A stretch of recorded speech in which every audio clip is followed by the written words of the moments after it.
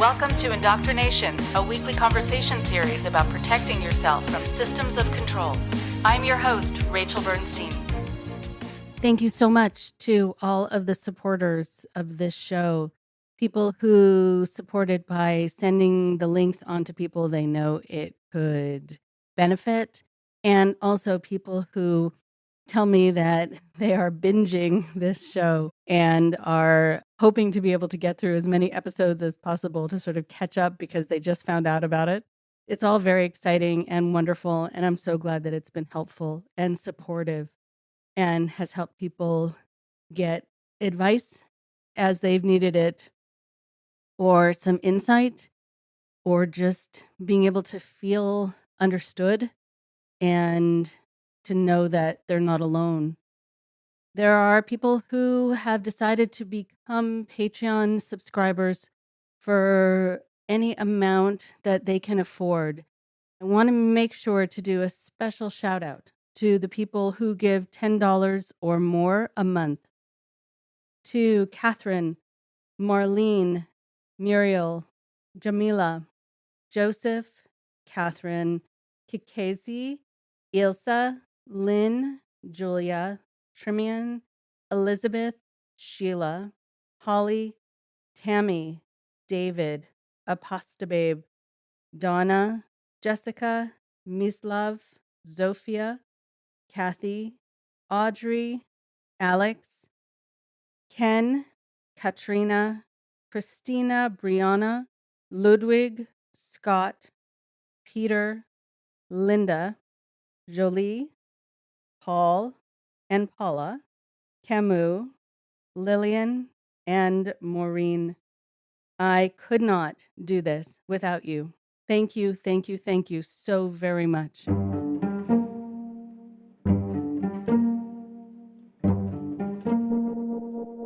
I'm very happy to have Daniel Ice back on the show. He had previously come on the show to talk about fraud as a business model, and now is going to be talking a little bit more about belief and religion than he was able to get into during the last time that we had our episode. And also, you'll hear that at the end of the episode today, we're talking about doing a third episode about a different subject. What I really like about Daniel is his wealth of information, and also that I always learn new things when I speak with him. And I know that you are going to benefit from hearing his take on things in a new and unique way. He's an entrepreneur and was raised inside a quite tightly knit church. His journey into understanding the nature of religion started when he was excommunicated from his church for exposing sexual abuse. This has led him to ask the hard questions around his most deeply held beliefs. And he's found healing through conversations around faith and abuse. He shares very personal stories with the hope that it will help others to find strength and healing. So here again is Daniel Ice.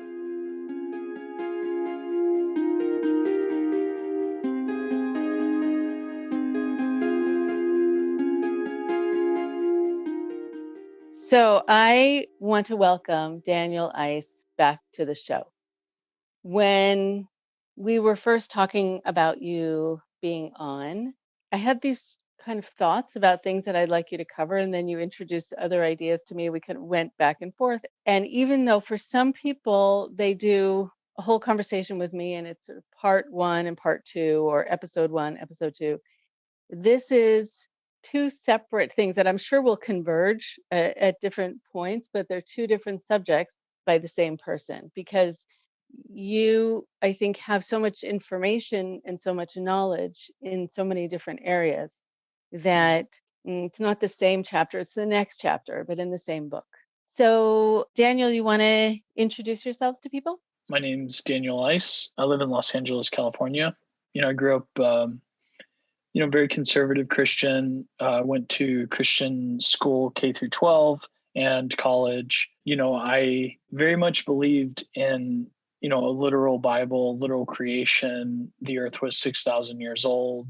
God made it in 7 24-hour days or 6, and he rested on the seventh, and integrated that kind of thinking into every aspect of my life.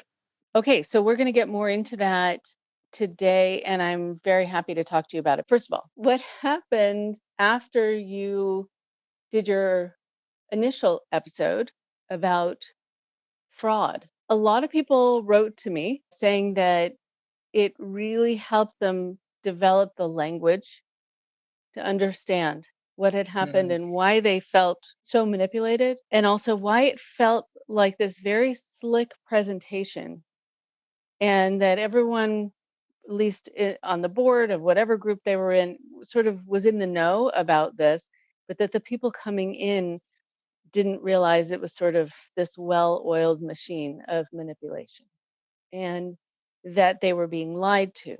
And the lying, of course, is a very difficult part of all of it. But for some people, they have an easier time knowing that the people who controlled them really believed in what they were saying, and then finding out that some people really were aware that there was fraud, and either they had an ends justify the means philosophy, or they just didn't even care. They just wanted to get away with things. So there's a whole variety, different ways that people approach this and experience it. And people were very moved by it and could see it also in companies that they dealt with, as well Mhm. as organizations that they were involved with, and multi level marketing and a lot of it. So it spoke to a lot of people. So I thank you for that. Well, thank you. I really appreciate the feedback. It's really interesting you said that it gave a lot of people language, because, I'm an entrepreneur and I work in technology and I work in what's called product development. I'm really a product visionary, and my whole job every day is to think of words that make sense for all the technology. I really view my happy place as surfing on the edge of knowledge, between knowledge and mystery, and pulling words out of mystery, out of the fog, and creating them into systems and order. And so I remain an integrated person. I mentioned earlier that I'd integrated the Bible into all aspects of my life. I integrated it because I'm an integrated person, and so I don't know how to not be integrated. And so the fact that I do this in my day job, and then we have these more personal conversations, it's reaffirming to me. So thank you. You're welcome. I am really excited to talk to you today about the subject that you brought up, and we'll come back to it. I found when we were initially talking, and also when I would hear some conversations you'd have with other people, there were the questions of, well, what about carbon dating, and what about archaeology, and what about this? How do you still hold on to the biblical interpretation of creationism, etc., while having all this other evidence? And the fascinating part for me was that that was all part of it. That was all taken into consideration, and it still came back to the Bible somehow.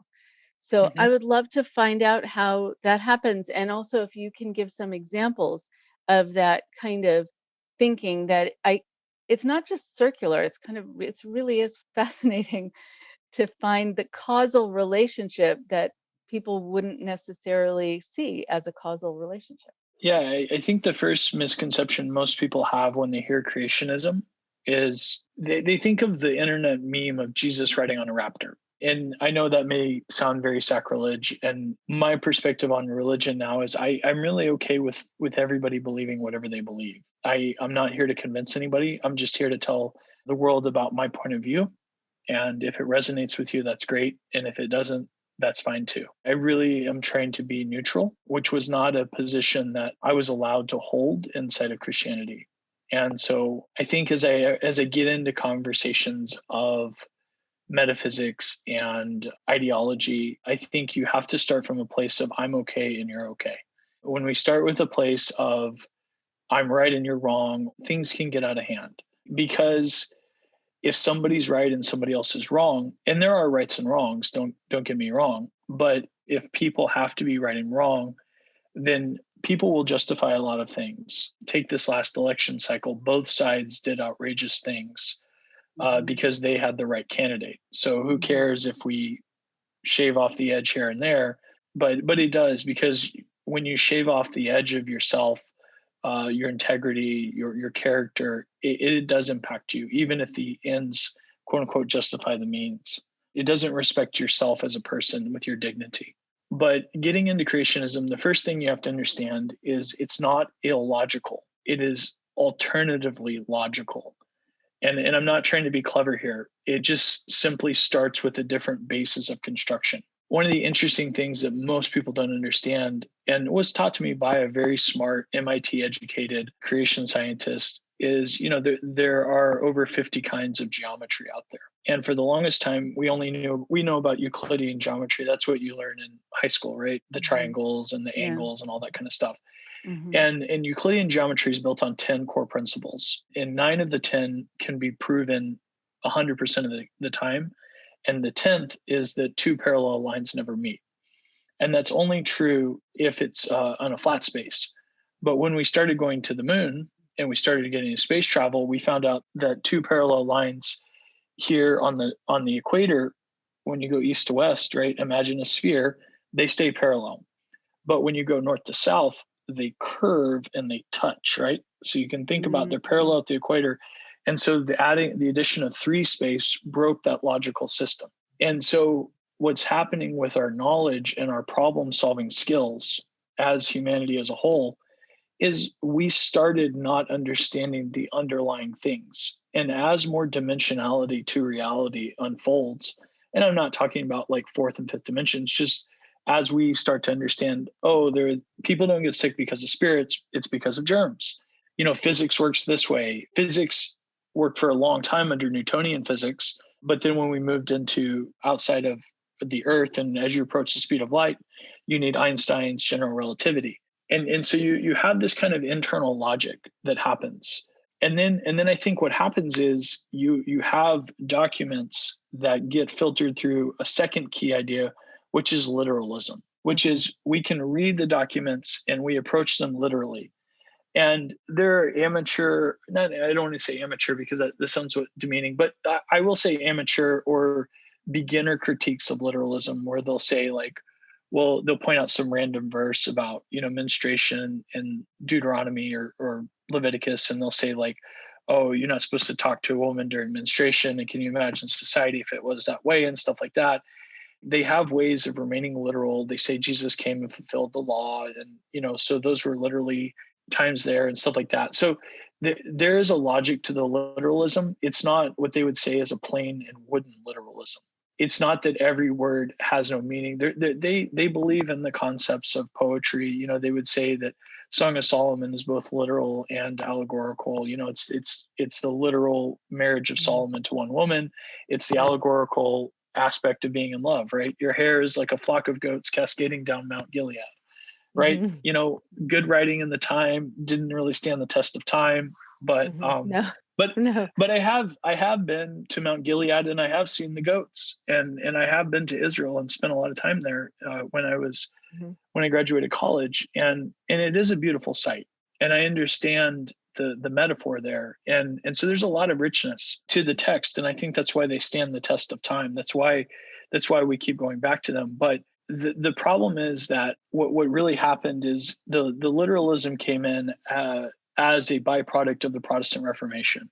So the Catholic Church had largely moved in allegorical interpretation, and because the Catholic Church, in a lot of ways, was that gatekeeper that I kind of talked about in the fraud episode, where the Catholic Church was the gatekeeper to God. The priest was the gatekeeper to God. And the Protestant Reformation was really, there is no gatekeeper to God. You can talk directly with God. And I think that's a beautiful concept, that we don't need these gatekeepers in life. And when we think about systems of abuse, be it Hollywood or the church, there are always gatekeepers involved. One can keep your soul, the other can, upend or grant, Harvey Weinstein grant your acting career. Or, there are countless women that came forward that could have been stars. And everybody's like, well, who's that? Nobody cares, because their careers were killed because they stood up for themselves and they didn't succumb to molestation. And so the Protestant Reformation, that idea has then been as as let's remove a gatekeeper. If we take that as the core fuel behind the Protestant Reformation, and the way that he got to removing the gatekeepers was by taking a more literal view of the Bible. And so then that literalism was then reapplied to other areas. And I have one very dear friend who I love, and he always talked about the Proto-Eschaton. And so that's a big word, and proto being begin and eschaton being end.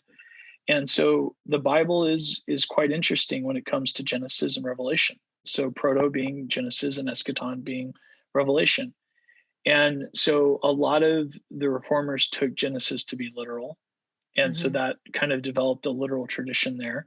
And I'm not a church history guy. I'm just a programmer. I was raised by a church history theologian. This is my perspective as being a well-educated clergy person. But and then the dispensationalists came around and took the book of Revelation literally as well.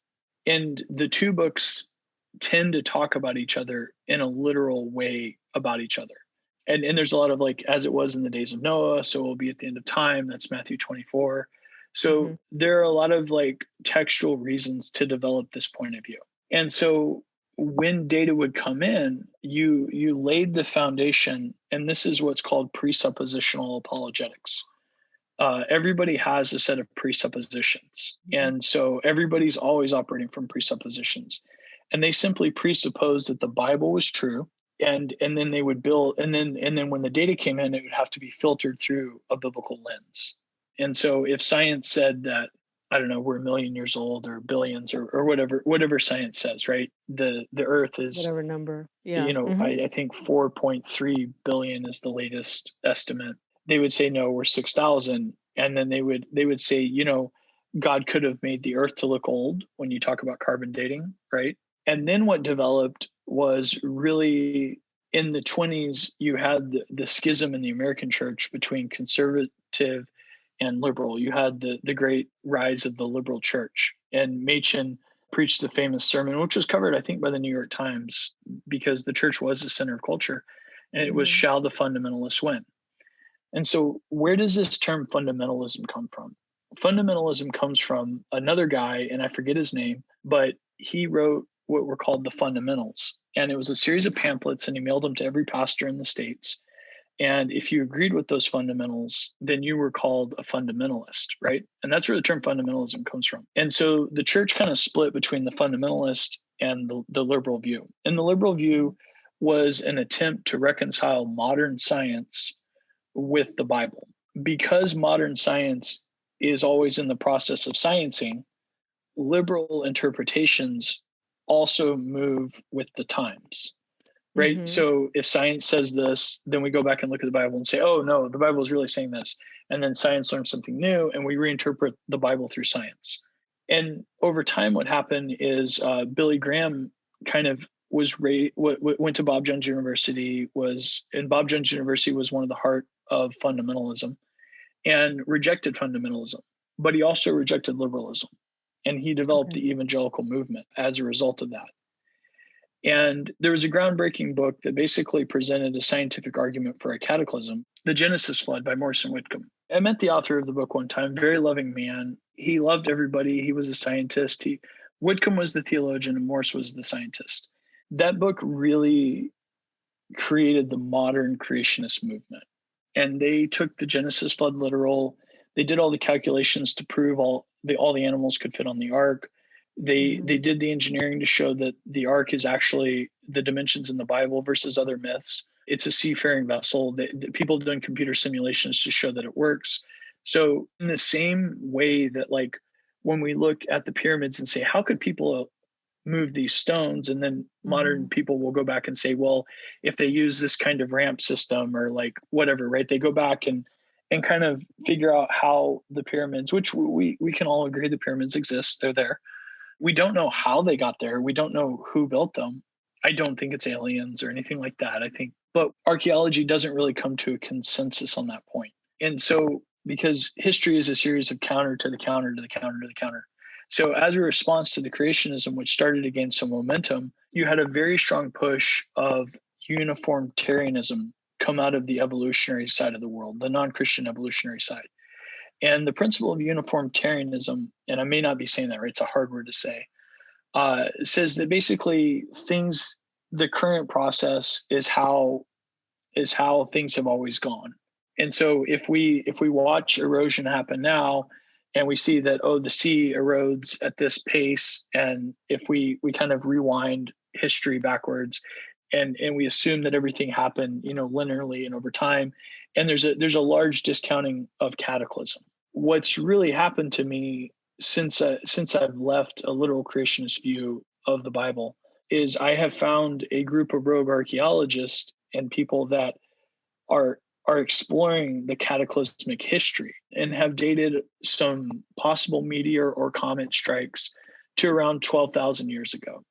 And those ended an ice age that when they hit over Greenland, and they melted so much water that they did create these massive floods and probably wiped out a lot of the advanced civilization. And so what creationism did is it went and looked for cracks, and it found a lot of cracks, because there are a lot of cracks there, because that's how history and science work. They start with a lot of cracks, and over time data develops, and then arguments kind of, get mounted, and then over time there'll be a new archaeologically find. And like there's Göbekli Tepe, I can't say that right, it's in Turkey, and it's around 1200 years ago. And what I really think happened is there was a cataclysm. There was a more advanced human species, and the people that survived it were the hunter-gatherers. And some of these advanced people came to hunter-gatherers. And imagine if a very large comet hit and wiped out most of humanity now, and a handful of people went down into a bunker, survived, they came back up, and the only people they could find we still have hunter-gatherers today, right? In the Amazon, in Australia, the Aborigines, some parts of Africa, right? There are still some hunter-gatherer people. Those people are probably going to survive the collapse of civilization, assuming the earth doesn't get toxic because of like volcanoes or something like that, assuming the earth supports life. But a large part of society would collapse. And so what I'm starting to see through all this is there probably was some of these people survived. They went and found the hunter-gatherers. To them, they must have appeared like gods because they had a very good understanding of the world. The pyramids are amazingly astrologically aligned. They show a deep understanding of the earth that we have only fully understood in the past, 50 years. Think about 100 years ago, we were doing horse and buggy. 50 years ago, we finally made it to the moon. And now here we are. Imagine we're going to be another 100 years, and then imagine a comet hitting. And so history is a lot more complex and a lot more misunderstood than we think. And so when you combine all of this with religious tradition and the desire for people to remain in the faith, I think you overlay the other major cultural force of the 60s with the rise of the counterculture, the psychedelic movement. People really started to think differently about the world, the pace of technology. And I think then you go to Joseph Campbell, who developed what he called the monomyth, or the hero's journey. And this is the archetypal myth that seems to emerge out of all of our mythology. And of course, George Lucas famously repackaged it into Star Wars. And so Star Wars was a future ancient retelling of the hero's journey. And so the reason that Star Wars works, and in many ways is fast becoming the consensus view of religion, is because it's the only myth that's been able to keep up with technology. And so as religion has always adapted around our technology and understanding of the world, but as that pace of technology accelerated faster and faster to under a human's lifespan, the ability for the myth to be adapted to the cultural context, they got disconnected. And so like over time, we see the development, because technology used to develop very slowly and it wouldn't change much over people's lifetimes. But now, again, my dear grandmother passed away in 2020, but she was almost 100 years old. She was 99. And I mean, think about the difference of 99 years ago from now. She rode a horse to school and lived through the Depression, all this kind of stuff. And now there's no way she could understand an iPhone. But if she was born today, she could, because so much of our technology understanding is rooted in our upbringing. And so when religion broke away from, and religion primarily functions as a sense-making apparatus. So it makes sense of the world for us. And when it failed to do that job, people who wanted to preserve the religion of faith, and I'm not talking about manipulation here, I'm talking about true faith. They came in and tried to retrofit the Christian faith for a scientific world.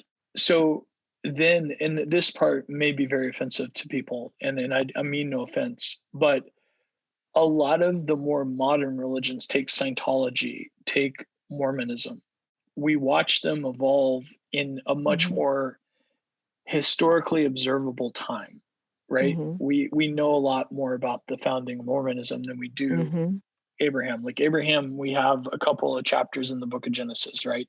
Joseph Smith, there's a lot of stuff about that guy.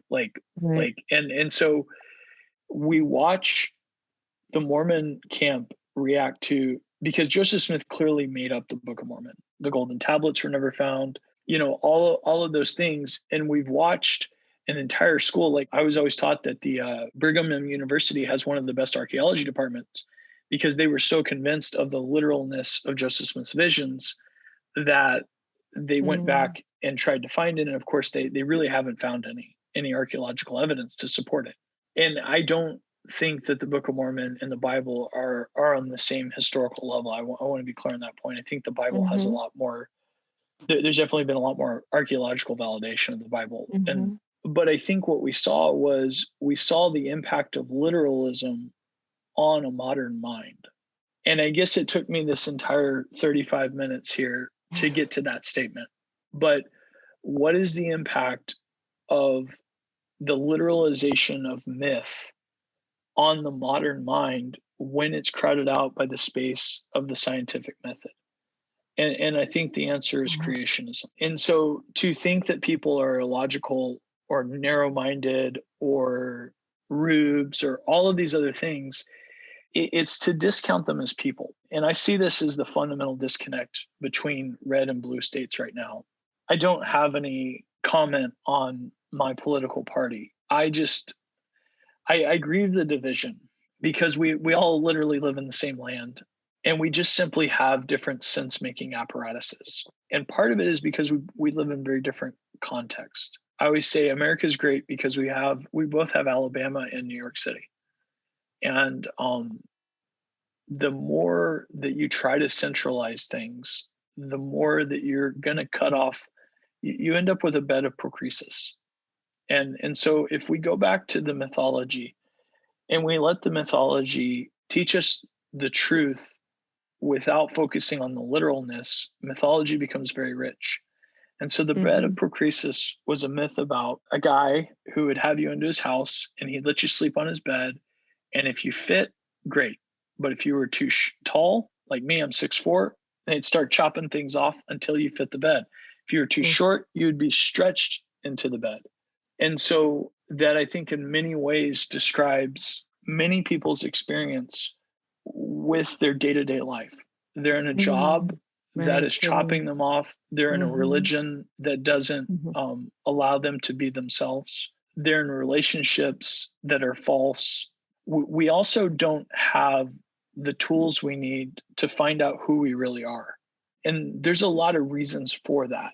But, I've been able to find out who I am through meditation, therapy. And what happens is most people, in order, I think, to make progress in the modern world, you have to be able to hold paradoxical positions. And this is just a part of like growing up and maturing, right? Our brains start in a very literal mode. And then we start moving towards a more dynamic filter. Right. More of a both and. A both and, yep. And, it becomes, it's called it depends, right? And like we always say, well, it depends. And right. So I'm an expert software developer, and I've been doing it for 20 years. And, somebody will come ask me a question, and then I'll say, well, it just really depends. And nobody wants to hear that answer. No, they didn't. And so now I've gotten to be an expert at answering people's questions. And I have to gauge the person asking the question. Do they want an answer so they can go Mhm. execute? Or are they Mhm. here to ponder like the meaning of something? Or Mhm. like you have to understand why people are doing that. And so many people are getting so many different things out of what they're doing. The only way to find out why somebody's interfacing with these things is to ask questions. And so that I bring out of meditation, which is the practice of being curious. Because when we're curious, we have the opportunity to learn. And a lot of our suffering and pain comes from a rigid view of being unwilling to accept the reality of the world. And so we hold on to what we think is correct.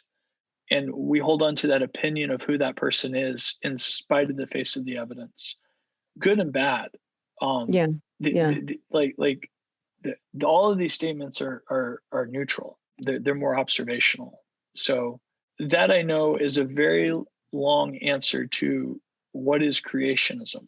I guess to go back and to recap, my answer is, I think that we have a lot of historical data that can be Mhm. looked at through a lot of lenses. We Mhm. have movements that evolve, and those movements create castles and defenses. And a lot of Mhm. times, because the other side has taken up one of these things, like there's a cataclysmic flood, evolution will now discount any concept of a Mhm. cataclysmic flood.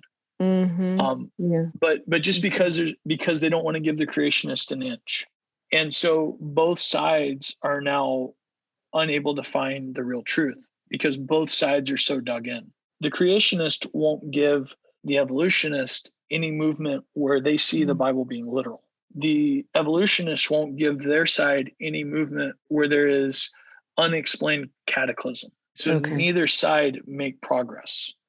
And the truth Mhm. lies in the middle. And I'm not Mhm. saying that we're in a Hegelian dialectic where we have to do synthesis and antithesis and all this kind of stuff. I'm saying that then defenses get mounted, and then a lot of times it's about nobody has a conversation about the core issues anymore.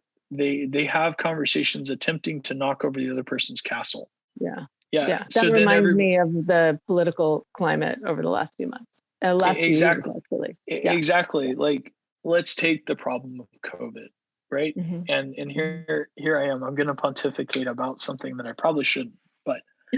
Um Go for it. but how many people are upset that the vaccine came out while Trump was still in office?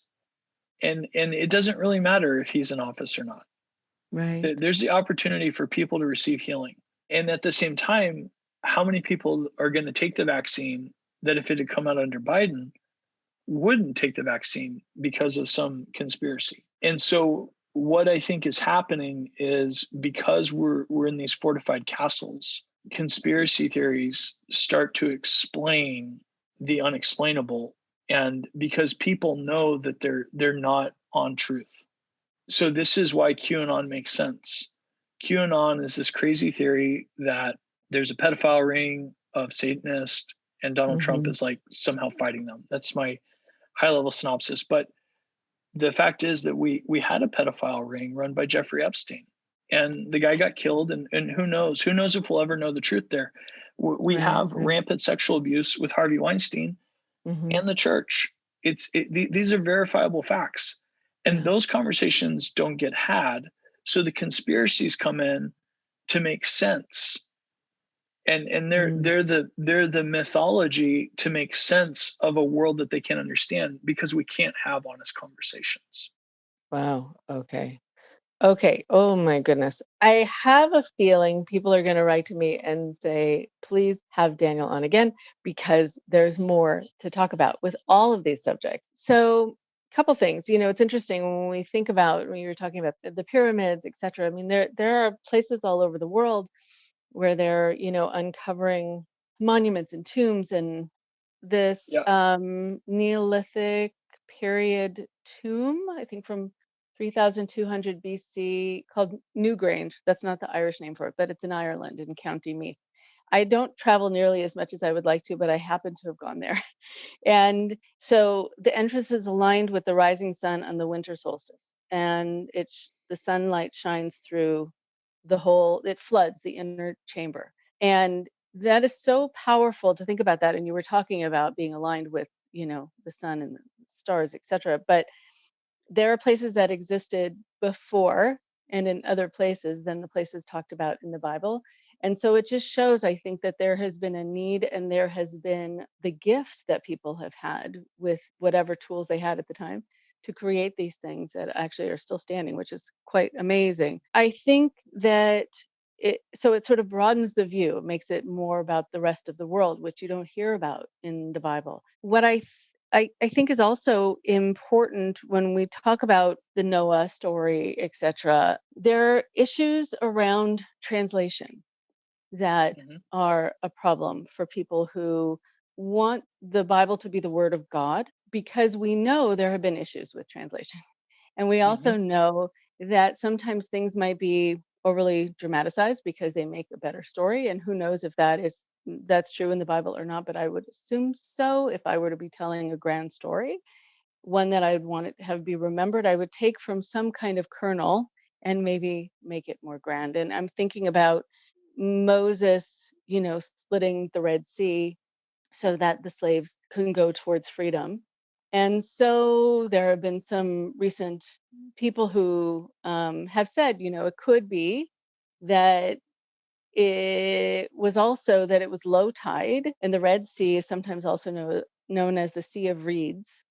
And so Hmm. it could be that that reed was changed to red, who knows?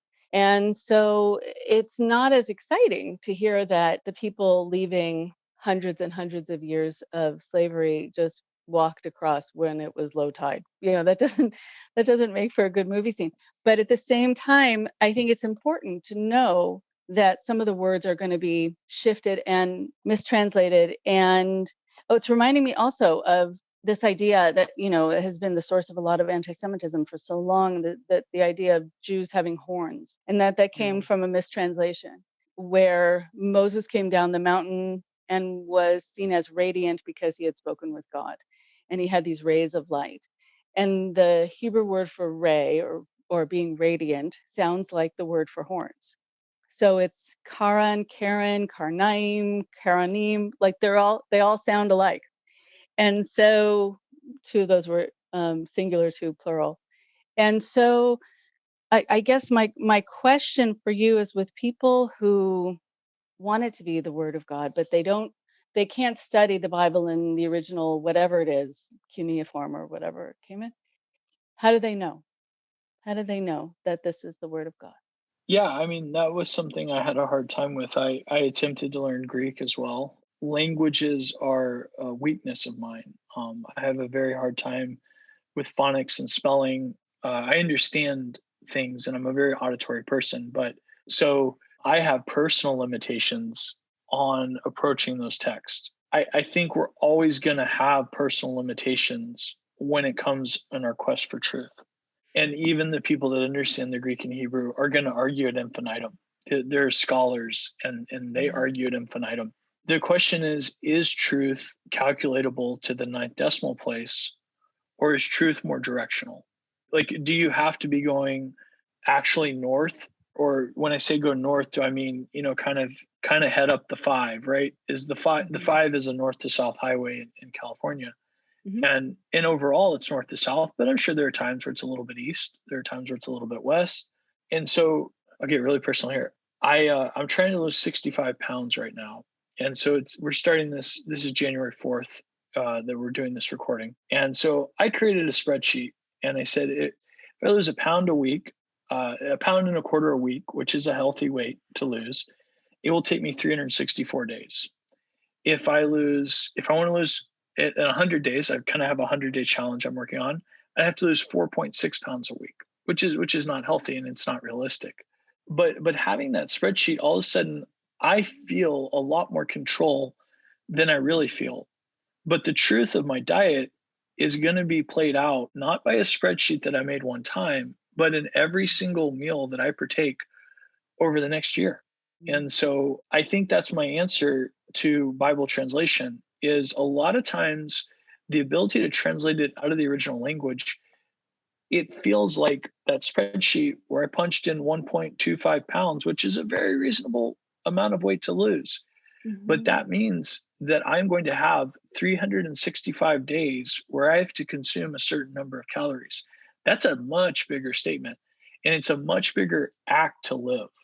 And so I guess in some ways I kind of think that the problem with a tool is a tool gives us a false sense of power and understanding. And Mm. and speaking of the flood myth, almost all the flood myths say that the ancients were wiped out because of some sort of, in the Bible, they were wicked. A lot of people think Atlantis is the Greek version of that mythology, with Plato Mm.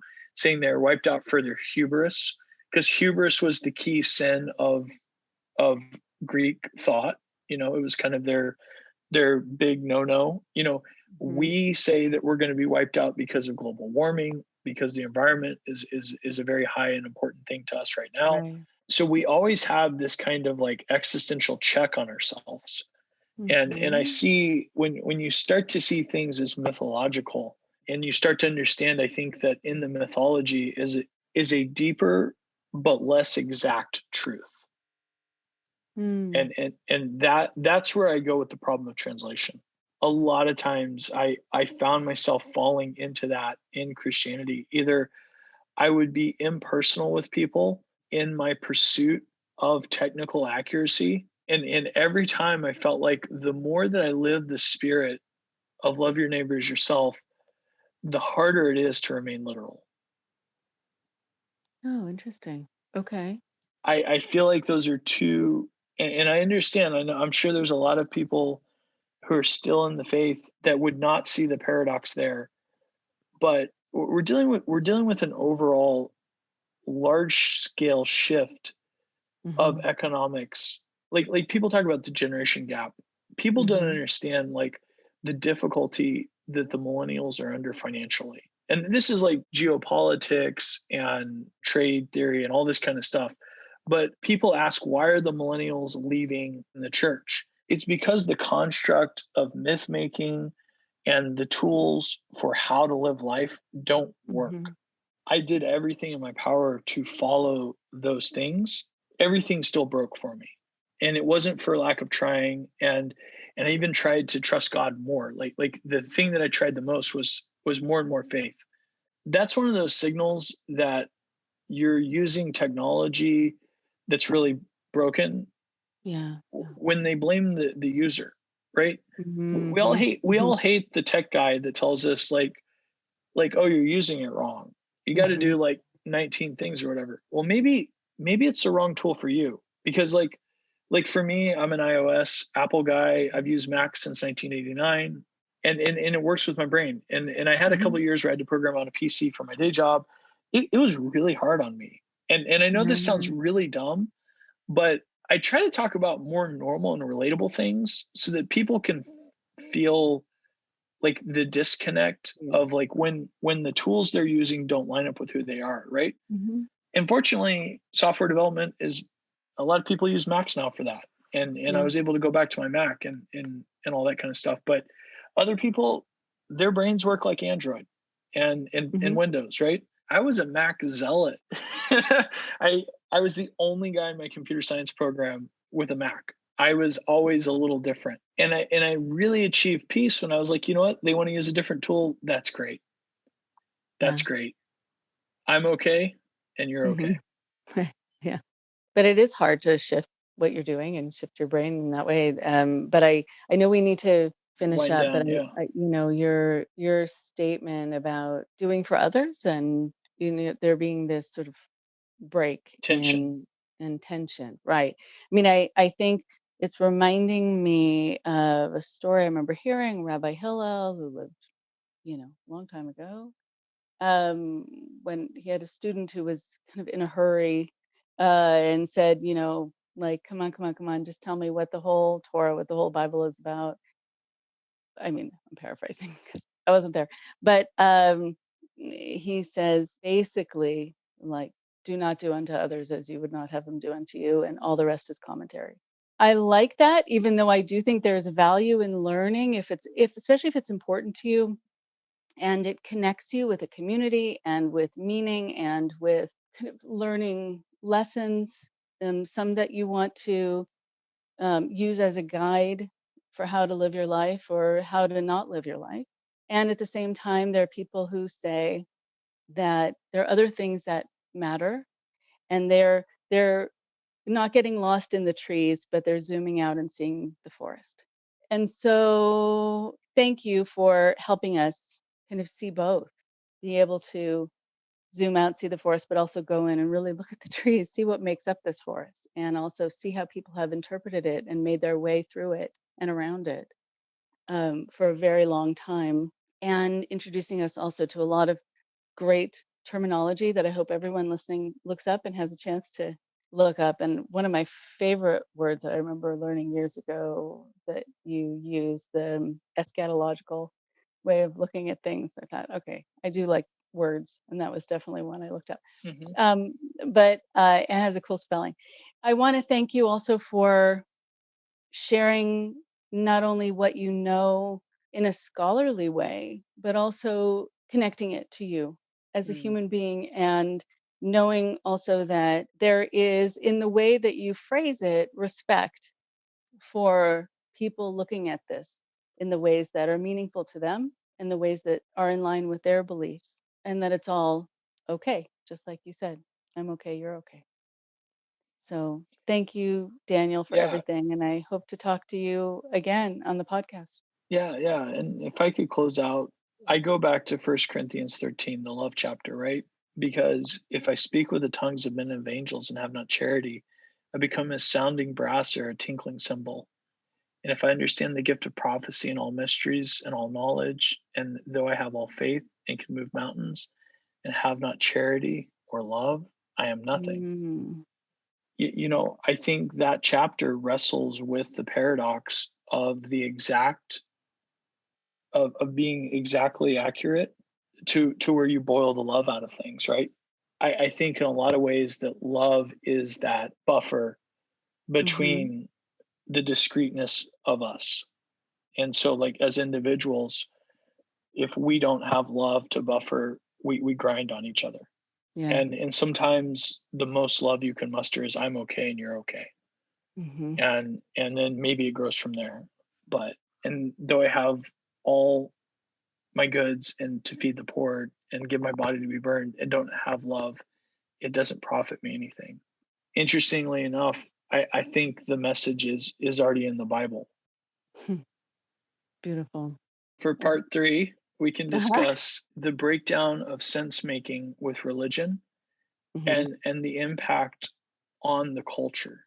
What happens when the major religions that have dominated the world for the bulk of recorded history cease to be able to make sense out of the world? Where does that leave people? Right. Emotionally, spiritually, Hmm. societally. Right. Okay. Hmm. All right. It's a date. We're doing it. Okay. All right. So you all heard it here first. Just when I heard it first too, but I'm excited about it. Okay. So I will then talk to you soon. And thank you. Sounds great. Have a great day. Okay. All right. You Bye. too. Be well.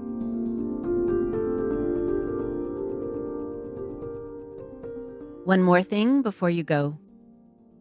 I'm so happy to have had Daniel Ice back on the show. And you heard it here first. He's going to be on again to talk about the issue that we brought up that he brought up at the very end of our conversation. I like the idea. So be prepared for a third episode coming sometime in the near future with Daniel Ice. But I want to be able to talk today about something that he brought up, which is this idea that religion is a sense making apparatus. There are so many questions that are on our minds on a regular basis, and we get very involved day to day in the questions having to do with how, what, where, and when, because those are the questions that help us know what we're supposed to be doing during the day, where we're supposed to be, how we do our jobs, and what we're supposed to be taking care of in that moment, and the like. There are people who step back from those questions, though, and think about the question why, the sense-making question.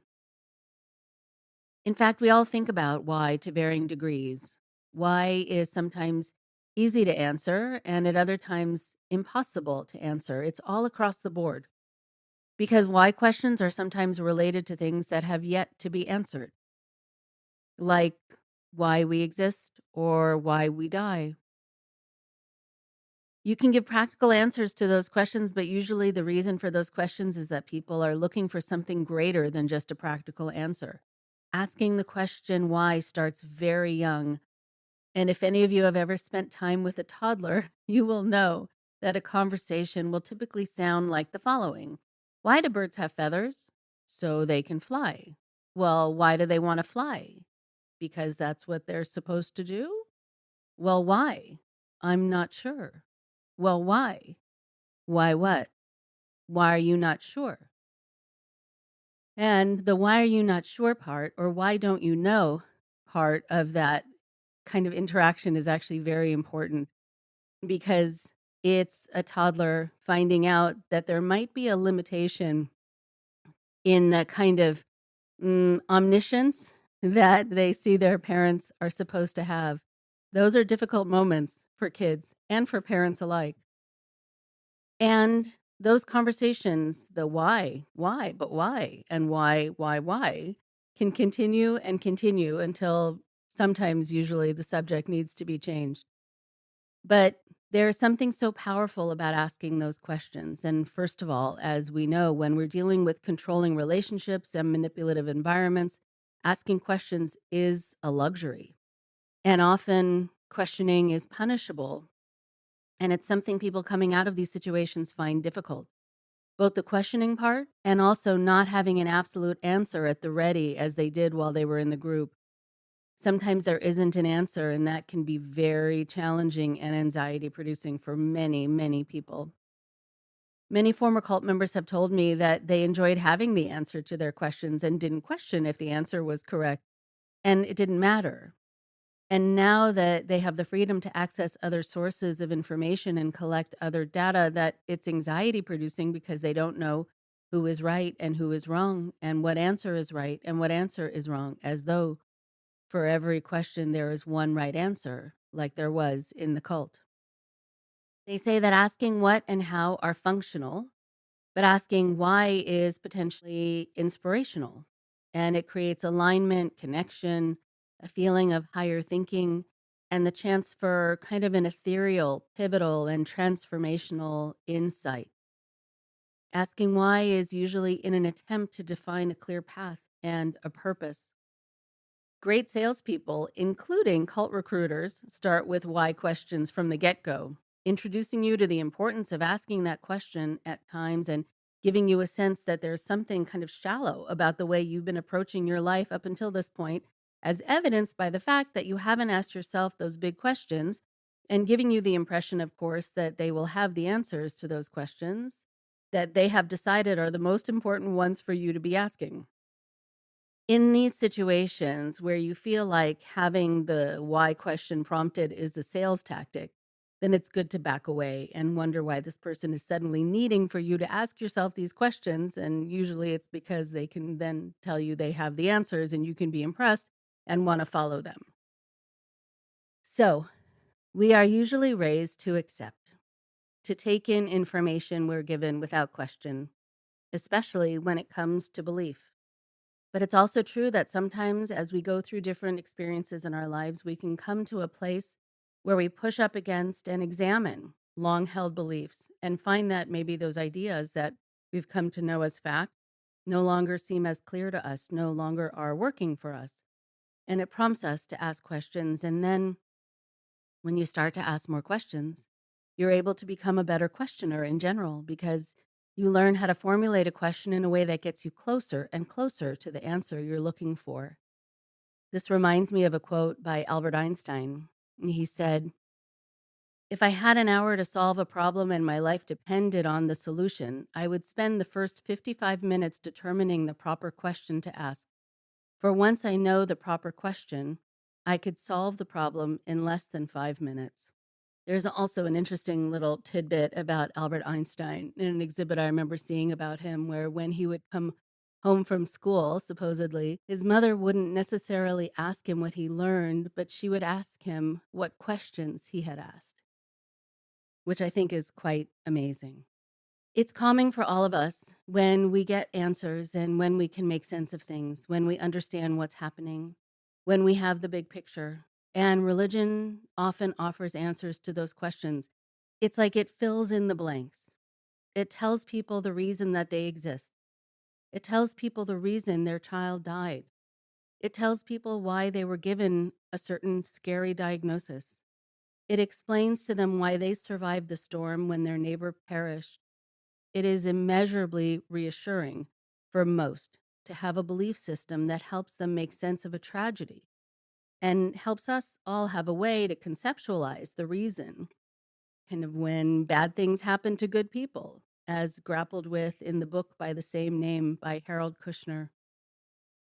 What I often come back to, though, is this idea that there are people in the world who, without hesitation, feel perfectly fine and right and ready and qualified to answer your big questions.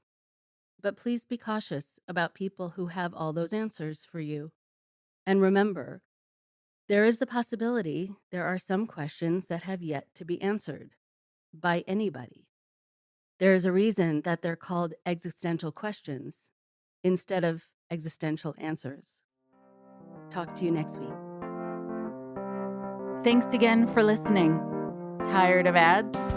Well, listen or download this show for free on NPR's Radio Public app, Spotify, Apple Podcasts, Stitcher, and more. Please support Indoctrination at patreon.com/indoctrination. We have over 100 interviews that you can access with any donation. Subscribers receive bonus interviews and other cool goodies. And we love hearing from you too. So send us an email at indoctrinationshow@gmail.com. Thank you for your support.